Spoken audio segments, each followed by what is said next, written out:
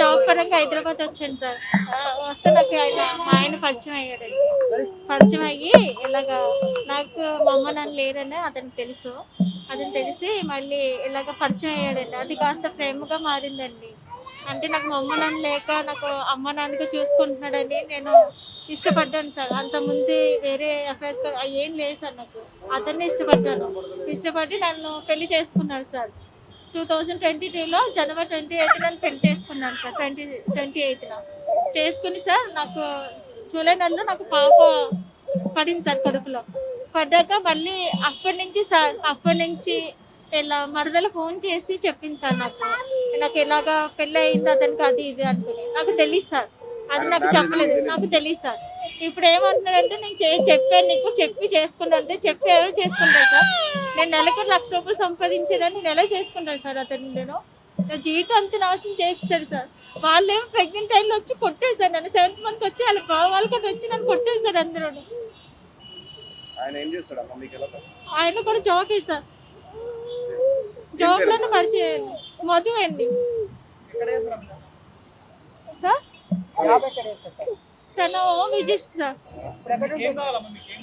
నాకు న్యాయం కావాలి సార్, ఎందుకంటే నేను పాపతో ఉంటున్నాను సార్. డే బై డే కింద ఎక్కడ అక్కడ అని పెట్టారు సార్. మా వాళ్ళు వచ్చి మాట్లాడండి, పాప పుట్టింది కదండి కాంప్రమైజ్ అయ్యారు సార్. లేకపోతే అతనికి అప్పుడే మా అన్నయ్యలు కొడదాం అనుకున్నారు సార్. నిజంగా నా చెల్లి జీవితం నాశనం చేస్తాం. మా ఇంట్లో నేను ఒక్కదాన్ని కూతురు సార్. మా అమ్మ నన్ను లేరు, నాకు చిన్నప్పుడు చనిపోయారు. నన్ను ఇంతవరకు మోసం చేసిన పిల్లలు కన్నారు. అతనికి ముందే భార్య సూసైడ్ చేసుకుని చనిపోయిందంటే నాకు వాళ్ళు చెప్పారండి, మా అత్త మామ చెప్పారండి.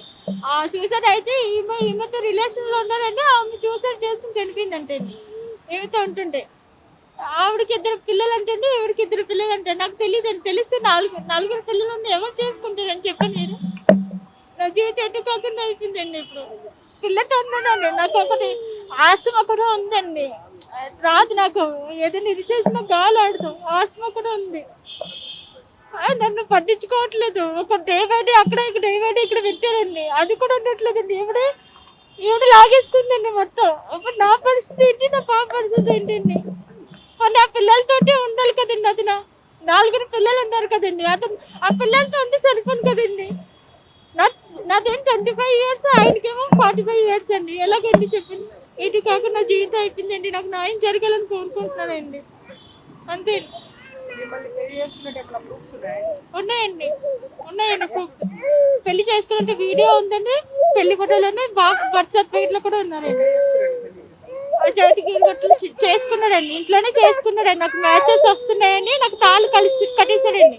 బలవంతంగా అంటే ఆయన నాకు తాళి కట్టేటప్పుడు ఇంకేం మాట్లాడలేదండి. నేను కూడా ఇష్టపడుతున్నాను కదా అనుకుని. అప్పుడు ప్రెగ్నెంట్ టైంలో నాకు చెప్పాడండి నిజం. నాకు పెళ్ళి అయిందని ఎవరు ఫోన్ చేస్తే అప్పుడు చెప్పాడండి. అప్పుడు నాకు తెలియదండి. పాప గురించి కాంప్రమైజ్ అయిపోయింది సార్ నేను. పాప 22లో జనవరి 28న అయిందండి. అప్పుడు 1 year దగ్గర 8 months 1 year అట్లా అవుతుంది. 1 year అవుతుందండి. అంటే నేను పెళ్లి చేసుకున్నాక ప్రెగ్నెంట్ అయ్యానండి. జూలై నెలలోనే అయ్యానండి ప్రెగ్నెంట్. నేను తప్పుగా అయితే ఇది కాలేదు. నన్ను ఎవరు పెంచలేదండి. నాకు మా అమ్మ నాన్న లేరని, నాకు ఎవరు లేరని అతను నన్ను చేసుకున్నాడండి. ఏం అడిగినా మాడతాను. ఈవిడికి మళ్ళీ తర్వాత నాకు నిజం చెప్పాడండి. ఏంటిని ఈవిడికి చేసుకుని నాకు గొడవలు అవుతున్నాయి అది ఇది అని చెప్పాడండి. ఇప్పుడేం నన్ను పట్టించుకోవట్లేదండి. నేను చాలా అప్పులు అయిపోయానండి. అప్పులు చేశాను. నాకు గోల్డ్ ఉంది. నేను ఎడ్యుకేషన్ లోన్స్ తీసుకున్నాను. కొన్ని తీసుకున్నానండి. వాళ్ళు కూడా పెట్టుకున్నాడు, మా ఇంటికి కూడా పెట్టాడు. నా పేరు తీసుకున్నాను. నేను జాబ్ చేసుకుని నేను కట్టుకునేదాన్ని అండి. ఇప్పుడు నాది ఏం లేకుండా అయిపోయిందండి నా జీవితం. పాపతో ఒక్కదాన్ని ఉంటున్నానండి. ఎలా అవుతుందండి. నేను జాబ్కి వెళ్ళట్లేదు, ఏం వెళ్ళట్లేదు, ఇంట్లోనే కూర్చుంటున్నాను. పాపతో ఉంటున్నాను ఒక్కదాన్ని.